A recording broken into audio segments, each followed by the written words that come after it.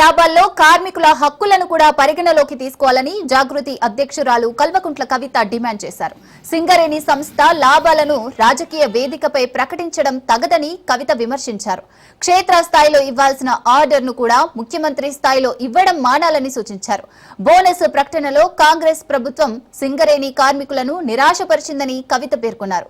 మంచిర్యాల జిల్లా శ్రీరాంపూర్లోని హెచ్ఎంఎస్ కార్యాలయంలో పాల్గొనడానికి వెళ్తున్న జాగృతి అధ్యక్షురాలు కవితను మార్గంలో పెద్దపల్లి జిల్లా గోదావరి ఖని ప్రాంతంలో హెచ్ఎంఎస్ నాయకులు, జాగృతి కార్యకర్తలు స్వాగతించారు.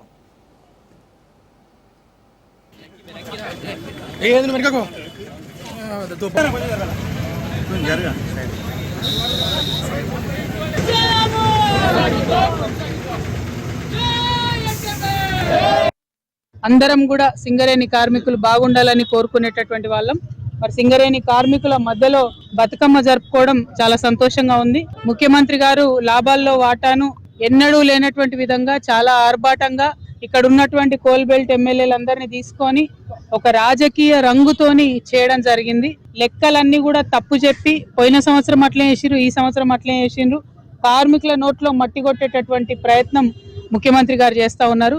సింగరేణి బొగ్గుగని బిడ్డలు చిందించేటటువంటి చెమటనే ఇవాళ మన తెలంగాణ ఇండ్లలో వెలిగేటటువంటి బల్బులు, ఫ్యాన్లు, ఏసీలు. మరి ఆ విషయాన్ని పక్కకు పెట్టి మానవీయ కోణాన్ని పక్కన పెట్టి శ్రమ దోపిడికి పాల్పడుతున్నటువంటి కాంగ్రెస్ ప్రభుత్వాన్ని తప్పకుండా ప్రజలు తిరస్కరించే రోజు దగ్గరలోనే ఉంది. మరి మళ్ళొకసారి నేను ముఖ్యమంత్రి గారిని డిమాండ్ చేస్తున్నా, లోకల్ గా క్షేత్ర స్థాయిలో ఇవ్వాల్సినటువంటి అపాయింట్మెంట్లు కూడా మీరు సీఎం స్థాయిలో ఇస్తున్నారు. అదే విధంగా లాభాల్లో వాటా అనేటటువంటిది కార్మికుల హక్కు.